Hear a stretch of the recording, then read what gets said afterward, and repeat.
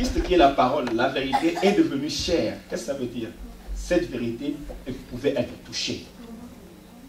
Tant que la vérité n'est pas transformée à la réalité, elle n'est pas encore une vérité. Pour toi, elle est une connaissance, mais elle n'est pas une vérité. La Bible dit que l'Esprit de Dieu est l'Esprit de vérité. Mais la vérité, en fait, le mot qui a été utilisé de vérité, c'est le mot réalité. Donc en fait, l'Esprit de Dieu est un esprit de réalité. Vous me suivez? Qu'est-ce qu'il fait? Il amène la démonstration de Dieu dans nos vies. Au point où ce que tu dis est une démonstration que tu vis. On peut dire amen à ça. Amen. Alors, je veux que nous puissions être ensemble. Comme ça, nous faisons un travail pour vivre la démonstration. Est-ce que nous sommes ensemble jusque-là? Dis à quelqu'un, je veux la démonstration. Alors, suivez-moi. La parole de Dieu, en fait, Dieu ne se révèle pas d'une manière à frapper les regards. Et c'est le problème que nous avons, parce que nous espérons que Dieu va se révéler d'une manière, mais il se révèle d'une autre manière. Et nous sommes en fait choqués et peut-être confus. Quand j'étais parti faire mon temps de retraite, de prière, je m'attendais à des choses spectaculaires. Des anges qui atterrissent dans la chambre, qui brillent très fort, la maison qui s'écoule, qui s'ébranle, le toit qui saute, peut-être le feu qui descend dans la chambre où j'étais. Moi, je m'attendais à ça. Vous comprenez? J'allais voir Dieu, je m'attendais à des choses comme ça. Mais Dieu m'a littéralement choqué. Je dis littéralement choqué. C'est parce que ce que moi j'attendais, ce n'est pas ce qu'il a fait. Il a passé plus de temps à me corriger, moi. Et alors Dieu me dit ceci. Le royaume de Dieu ne vient pas de manière à frapper les regards. Ne vient pas... Donc, tu ne sais pas les choses spectaculaires. De fois, on attend des choses spectaculaires pendant que le grand problème, c'est nous-mêmes. Les pharisiens viennent demander à Jésus-Christ, il dit, quand est-ce que le royaume de Dieu viendra? Voilà le problème. Le royaume de Dieu était déjà arrivé, mais eux, ils regardent le royaume et ils posent quand est-ce que le royaume vient. Et puis Jésus-Christ écoutait la réponse. Il dit, le royaume de Dieu ne vient pas de manière à frapper les regards. Donc quand le royaume de Dieu vient, tu risques de le rater même. Parce qu'il ne frappe pas les regards. Dans mon cas, moi, là où j'étais, j'attendais des choses extraordinaires, mais le royaume était là, en train de me corriger. L'essentiel pour Dieu n'est pas l'essentiel pour nous, dans beaucoup de cas. Tu peux faire des choses pensant que Dieu, tu le fais pour Dieu, mais par rapport à Dieu, tu es en train de frapper à côté. L'essentiel pour toi peut être d'avoir une belle maison, une belle voiture, être marié, et c'est tout ça. Mais pour Dieu, il dit, cherche d'abord le royaume de Dieu. Et toutes ces choses seront données par surplus. Vous comprenez le calcul de Dieu? Pendant que tu penses qu'il faut que tu fasses ceci, il faut que j'ai ceci, Dieu, lui, il a d'autres priorités. Ça fait qu'il y a un conflit entre ce que toi tu veux et ce que Dieu veut. Vous comprenez un peu? L'essentiel pour toi peut être d'être béni, avoir une promotion et qu'on t'acclame, qu'on te respecte partout, que tu sois reconnu. Mais l'essentiel pour Dieu, c'est que tu sois transformé à son image pour démontrer son caractère. Est-ce que vous me suivez? Ça, c'est l'essentiel pour Dieu. Pour toi, ça peut être que tu sois connu, mais pour Dieu, c'est que tu sois transformé pour démontrer son caractère. Vous connaissez l'histoire de Paul. Paul a passé beaucoup de jours à prier pour demander à Dieu que Dieu puisse le guérir. Et Dieu lui dit ceci, ma grâce te suffit. L'essentiel pour Paul était qu'il soit guéri. L'essentiel pour Dieu est que la grâce était suffisante. Écoutez, ce n'est pas fini. Ça, c'est puissant. Hein. L'essentiel, Paul priait que Dieu le guérisse. Dieu lui dit, je laisse l'ange du diable dans ta vie pour te maintenir humble. Mais si vous lisez le passage, pour Dieu, l'essentiel est que tu sois humble. Mais pour toi, l'essentiel est qu'on t'acclame et qu'on reconnaisse ton nom. Vous comprenez un peu? On parle entre nous. Et je sais que, bien aimé, je suis allé découvrir que moi j'avais des problèmes très grands. Avec Dieu, ce qui est bon avec lui, c'est que tu ne peux pas mentir. Quand tu es en face de lui, on peut s'embrouiller entre nous ici. On donne l'air d'être saint. Mais Dieu, tu ne peux pas le mentir. Vous savez, je dis à mes enfants, quand je les rencontrais, ils me posent des questions, je répondais, je dis la vérité. Et puis ils me disent, mais pourquoi tu ne peux pas même pas un peu arranger, prétendre? Je dis, ce qui était bizarre, c'est que j'étais incapable de prétendre, parce que chaque fois que je me posais des questions, la vérité sortait malgré moi. Dieu pose la question à Adam, où es-tu? Adam ne sait même pas mentir. Il dit, on t'a vu venir. Comme on est nu, on est allé se cacher. Et puis il dit, non, on se balade un peu, on arrive. Non, non. La vérité est sortie de sa bouche. Dieu pose la question à Ésaïe.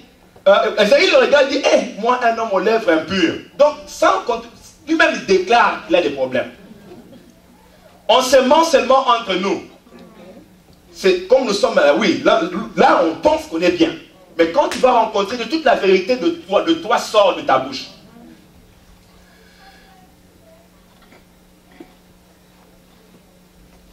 Je pense que le problème que nous avons avec Dieu, et même ce qui fait qu'on ne peut pas recevoir de lui, ce n'est pas qu'on ne sait pas prier, on prie, mais nous n'avons pas l'attitude de recevoir. Est-ce que vous me comprenez? Amen. Prier est une chose, mais recevoir c'est une autre chose. Et comme je dis, ce que je donne comme enseignement, c'est pour nous préparer à recevoir. On est ensemble. Amen. Quand Siméon est venu rencontrer Marie qui a amené Jésus en fait pour la... comment on appelle la dédicace de l'enfant. Quand on amène Jésus au temple, écoutez, c'est que la première prophétie sur Jésus, à part ce que l'ange a dit, donc la toute première chose qu'on dit de Jésus, écoutez, il dit, voici cet enfant est destiné à amener la chute à... La première prophétie, c'est qu'il est destiné à amener la chute et le relèvement de plusieurs en Israël et de devenir un signe qui provoquera la contradiction. Écoutez, Jésus dit, il est venu pour causer la chute. Vous savez, Jésus est venu, laissez-moi vous dire ceci. Jésus est venu causer la chute des monuments qu'on s'est érigés par nos traditions, nos cultures, nos philosophies. On s'est monté beaucoup de choses dans la vie. Bien aimé, quand Christ vient dans ta vie, il commence d'abord par défaire des choses. Amen. Pourquoi il défait les choses? Parce que ces choses t'empêchent de recevoir. Il doit défaire tes philosophies. Il doit défaire... Bien aimé, qu'est-ce qui te pousse à aimer une personne et à favoriser une autre? C'est quoi? Ce n'est pas la parole de Dieu. C'est souvent nos propres philosophies. C'est souvent nos propres traditions et cultures. Puis j'ouvre une parenthèse. Est-ce que vous savez, bien aimé, qu'il y a des choses que nos enfants nous font, qu'on accepte. Mais si quelqu'un d'autre le fait, vous l'envoyez à la prison, en prison. Nos enfants ici peuvent voler. On va travailler avec eux, mais on va continuer à les aimer. On ne va pas les appeler voleurs.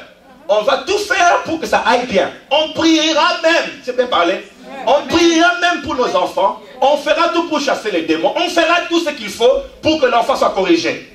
Mais quand c'est l'enfant du voisin, on va l'appeler voleur. La patience devient trop limitée quand c'est quelqu'un d'autre. Pourquoi je dis ça? C'est parce que nos principes et nos philosophies sont basés sur des principes humains et mondains. Par rapport à Dieu, il n'a pas favorisé. Toi, tu favorises. On est ensemble jusque-là. Alors quand Jésus-Christ vient, il vient causer la chute dans ta vie. Résister à Dieu. Dieu cause la chute pour planter ce qu'il veut, sa volonté. Est-ce qu'on est ensemble jusque-là? C'est pour ça que la Bible dit qu'il est venu pour causer la chute. Bien aimé, Jésus-Christ dit, je suis venu amener l'épée, pas la paix, mais l'épée. Son travail, je veux qu'on puisse reconnaître, le travail de Christ dans nos vies, c'est de défaire le monde en nous pour expérimenter le royaume. Ça va jusque-là. Les gens qui vont à l'immigration pour avoir leur citoyenneté, on dit citoyenneté ou je ne sais pas comment vous dites, oui, leur citoyenneté, on leur dit ceci. Nous ne considérons pas deux citoyens, tu ne veux pas être citoyen de deux pays. Ici, tu dois choisir. Tu choisis, c'est ça, hein? Tu choisis un pays et puis tu choisis le pays que tu veux, mais ici on prend seulement une seule citoyenneté. Dans le royaume de Dieu, c'est comme les États-Unis. On n'accepte qu'une seule citoyenneté. Tu ne peux pas être citoyen dans les ténèbres et citoyen dans la lumière. Ça ne marche pas. Mais voilà le problème que beaucoup de chrétiens nous avons. Nous avons des principes mondains et nous disons que nous sommes chrétiens. Amen. Est-ce qu'on est ensemble jusque-là? Jésus provoque les contradictions. Quand Christ vient dans ta vie, il va provoquer les contradictions. Et il va te dire de donner la dîme quand tu n'as pas envie de donner et quand il n'y a rien. Ah. Et il va te pousser à faire des choses qui, écoutez, je me rappelle, on a discuté l'autre fois. Christ, on a eu une classe hier un peu chaude. Christ va te pousser à t'habiller d'une manière. Christ va te pousser à parler d'une manière. Ce n'est pas ce que toi tu veux que tu vas faire. Il va amener la contradiction. Il va te pousser. Les choses que tu as pensées, que tu as acceptées avant, il va venir les défaire. Ça lui permet d'établir sa volonté.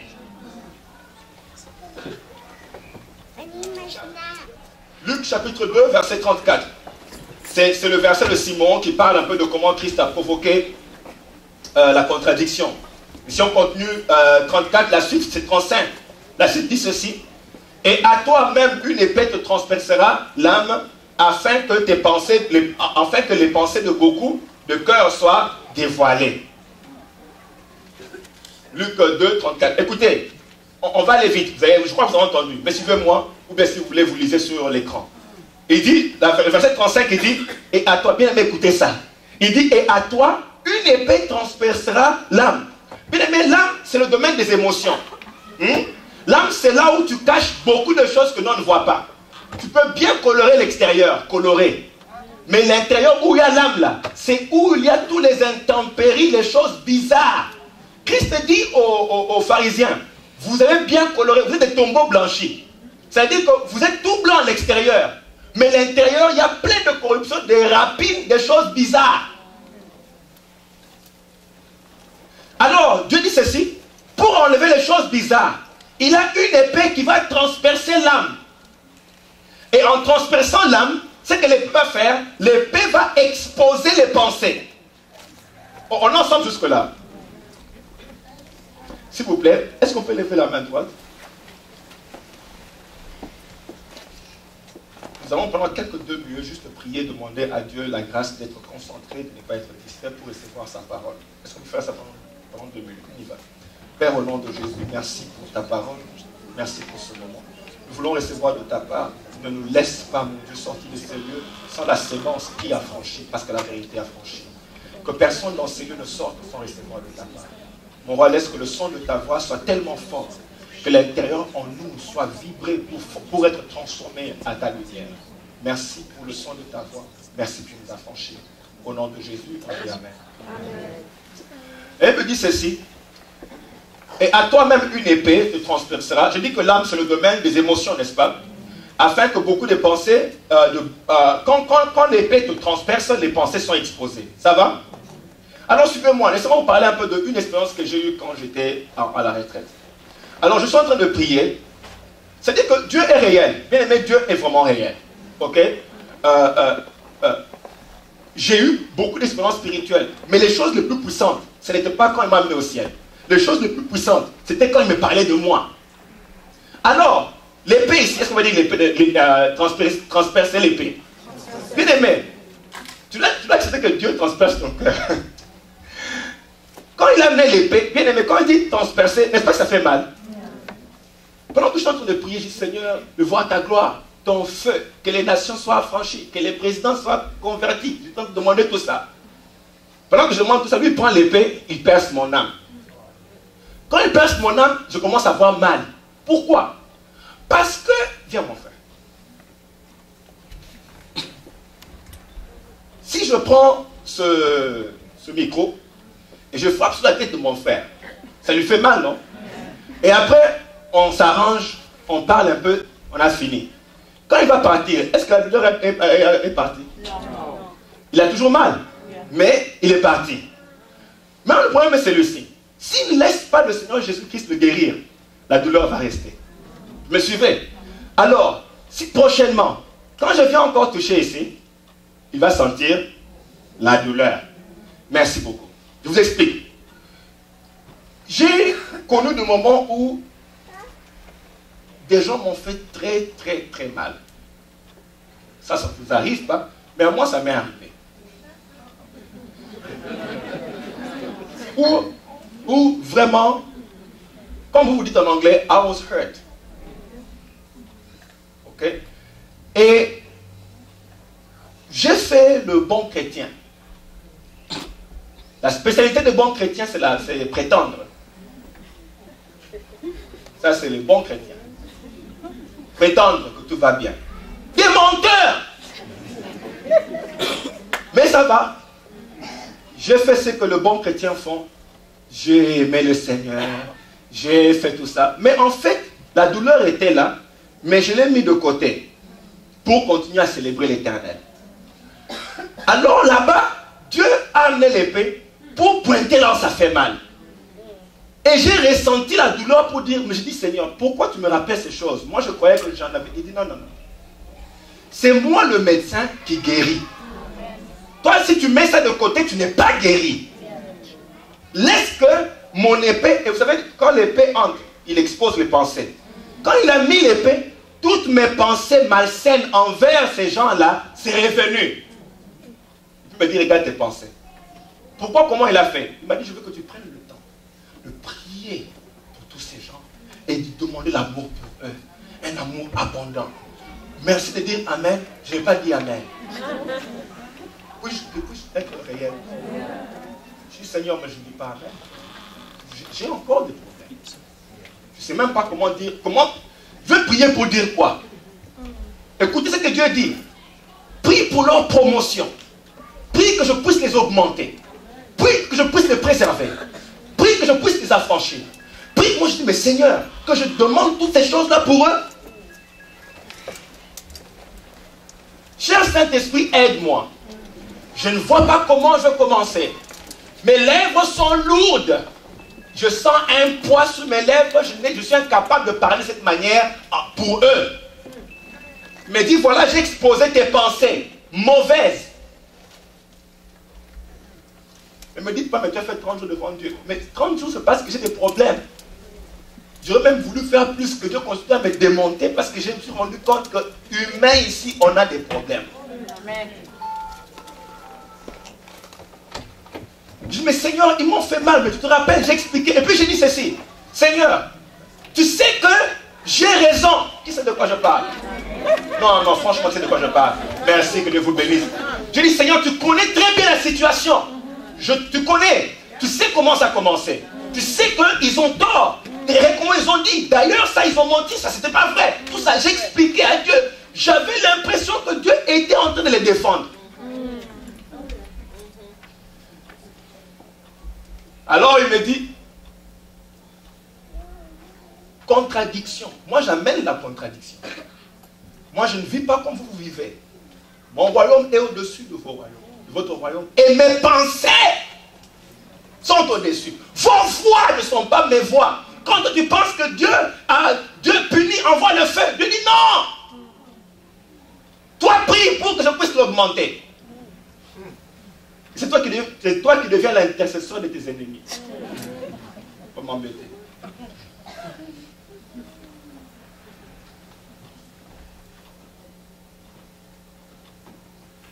J'ai compris qu'avec Dieu, ou pour Dieu,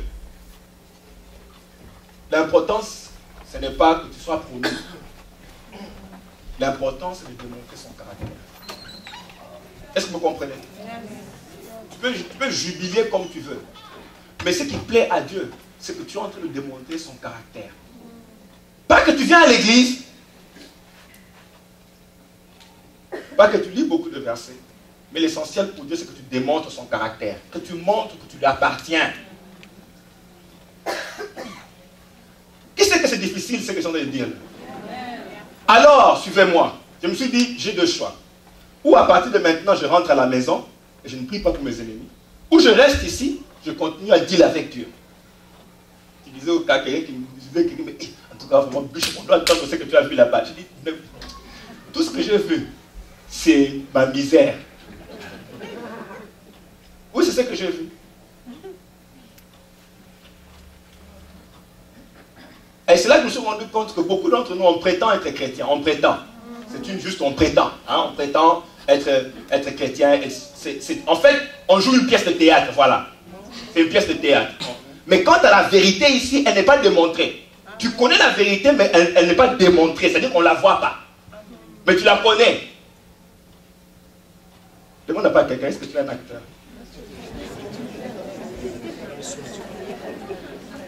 Alors demande-lui, c'est quoi ton script? Ah, Seigneur! Vous voyez, écoutez, j'ai dit qu'on parle, nous sommes ensemble. Vous voyez les gens remplis l'église dimanche après dimanche, mais plein d'acteurs.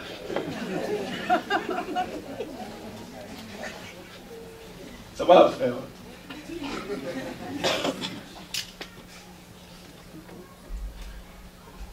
Tous les royaumes ont des principes et des fondements sur lesquels ils fonctionnent.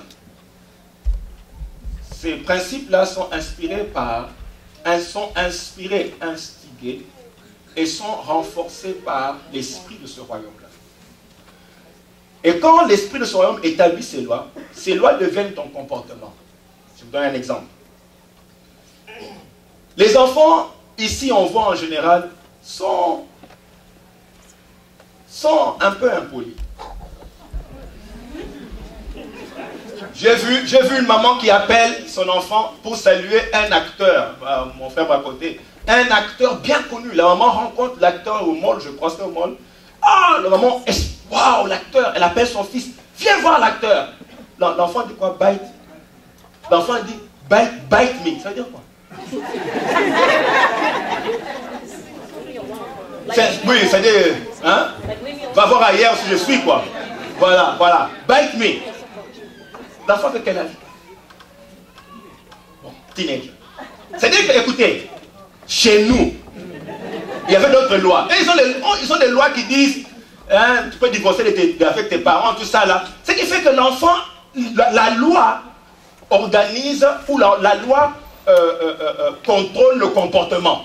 La loi détermine, les lois déterminent le comportement. Nous sommes ensemble. Hein. Les lois déterminent le comportement. Donc tu deviens ce que tu es est conduit par les lois qui te gèrent. Donc ton comportement même est conduit par ces lois-là. On est ensemble. Cet enfant-là, à cause des lois du pays, peut dire à maman, bite me. Chez nous, dans le magasin, c'est là que tu vas recevoir la bastonne la plus dure. Dans les magasins. Amen. Dans le magasin, on va prendre les chaussures du magasin, on va te taper avec. Dans le magasin. Et tout le monde voit qu'on t'a tapé. Il n'y a pas de yes, you're embarrassing me. Il n'y a pas ça. Les lois du pays ici font que les journalistes peuvent parler du président comme ils veulent. Quand j'étais venu, j'étais choqué. Les journalistes disent des choses. Je dis, Ih! Comme il a parlé comme ça, le président va sûrement le pendre. Puis je vois que les gens continuent normalement. Je dis, oh, il y a une autre loi ici qui les gère. Leur comportement, c'est par rapport aux lois qui les gèrent. Maintenant, ma question est celle-ci. Comment toi tu as un comportement qui n'a rien à voir avec la parole de Dieu, mais tu dis que tu es chrétien? Parce que la parole de Dieu devrait faire que tu peux aimer les gens sans problème, tu peux t'humilier sans problème, tu peux recevoir des ordres sans problème. Tout ça là, je me dis comment tu arrives à avoir un comportement qui n'est pas démontré dans la parole de Dieu? Quelle est la loi qui te gère?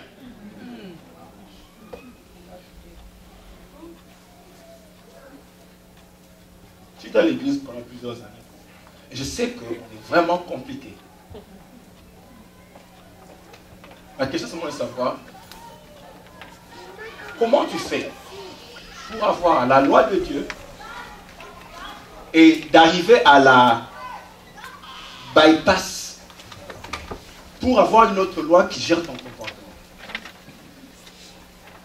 Bien aimé, on a du travail à faire.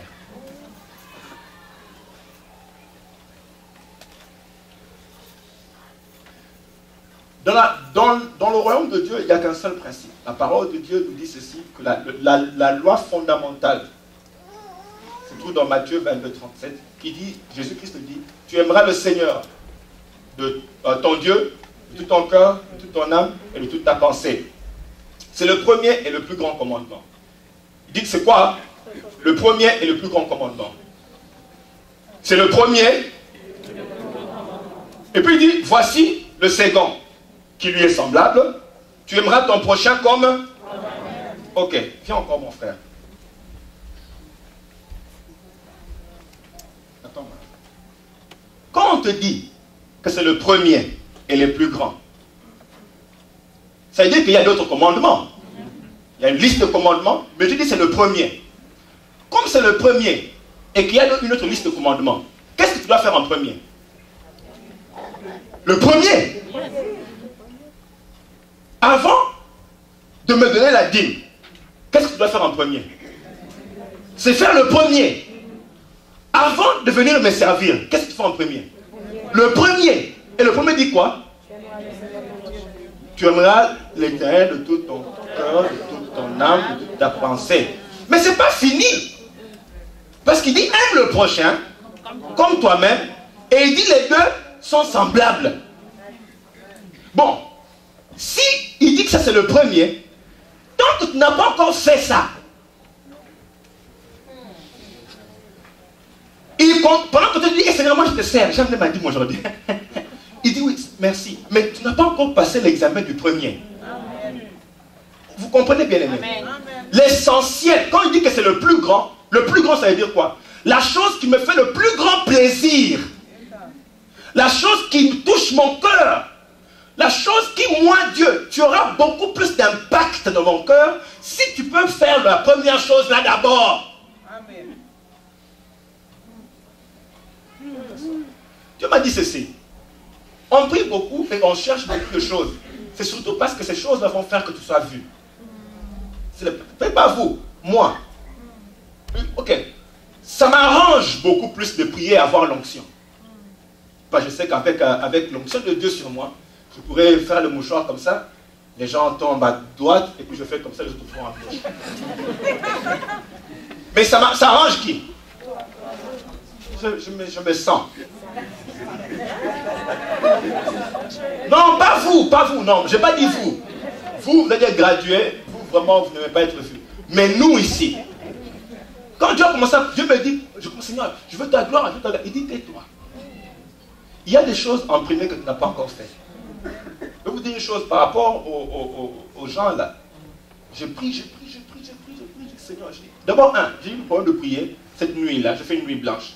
La prochaine nuit, j'ai demandé l'amour quand même. Parce que je me suis dit, si je reste ici, I might as well just submit. Je me suis dit, comment on dit ça en français? Non, I might as well. Ouais, je dis, si je suis ici et que je ne mange pas, au lieu de faire une grève de faim, je fais autant mieux me soumettre et demander l'amour finalement. Donc un jour de grève et puis après j'ai demandé l'amour. Quand j'ai commencé à demander l'amour, il me dit voilà, comme tu veux l'amour, tu as bien fait. Maintenant quand tu sors d'ici, appelle tous ces gens-là et commence à dire combien tu les apprécies. Et dis, je veux que tu dises à ces gens-là que tu les aimes vraiment. Je dis Seigneur, d'abord qu'on finisse d'abord cette histoire ici. Alors, écoutez, j'ai prié. Parce qu'il fallait que mon cœur soit amolli et je me suis rendu compte que j'étais devenu trop endurci. Dieu me dit ceci. Quand la parole de Dieu ne sait plus te transformer, tu es un endurci. Combien de gens entrent à l'église sortent, donc résistent comme des buffles à la parole de Dieu. Mais tu sais qu'on parle de moi ici. Mais une âne, pas âne, quoi, mule, ânesse, whatever. Mule. Je sais quelque chose en créole, on dit boule, qu'elle a fessé, je sais pas, j'ai oublié le nom. Mais il y a des choses en créole, il y a un pasteur qui m'avait dit ça. Peut-être, je sais pas, quelque chose en mule ou ânesse. Mais en tout cas, cet animal, ou bien les bœufs qui, quand ils refusent de bouger, ils te serrent les dents. Fais comme tu veux, parle, prêche, saute, jette les chaises. Moi, je veux rester comme ça. Amen. Alors Dieu me dit, tu es un endurci. Cette parole, tu la connais. Il faut que tu viennes en jeûne pour que je te rappelle que tu dois faire ça. Oh, yes. Je dis, Seigneur, pardonne-moi. Pardonne-moi vraiment, je suis endurci. Affranchis-moi. I'm miserable. Si tu ne fais rien, je vais sentir comme tu es en train. têtu, un endurci. Aide-moi, Seigneur. Il a commencé à faire son travail. Quand il a fini, j'ai senti beaucoup d'amour pour les gens là. Non, parce que je vous dis, vous allez me critiquer, donc laissez-moi tranquille. J'ai appelé les gens. Quand je suis sorti, j'ai appelé les gens. Avec beaucoup de... En tout cas, je savais que cet amour de Dieu, ça ne pouvait pas être moi. Mais c'était comme un jet qui sortait de moi. En fait, à un moment, pendant que je priais, la force d'amour de Dieu m'a saisi. J'ai eu envie de prendre le téléphone tout de suite. Mais non, ici tu ne parles à personne. Quand tu sors, tu les appelles. Donc vraiment, je ne peux plus attendre. Quand j'ai pris le téléphone pour les appeler, gloire à Dieu, j'exprimais mon amour. Mais tu voyais vraiment que je m'en fous. L'autre de l'autre côté. Mais il s'en fout. Encore un peu, j'allais retomber dans mon piège. Et c'est là que Dieu a commencé à me montrer, ça n'a rien à voir avec toi. Pourquoi il faut que tu sois seulement au centre des choses, qu'on te dise merci? Pourquoi tu attends merci? Ah, j'ai encore compris, Seigneur, je suis encore un homme corrompu. Aide-moi, pardon.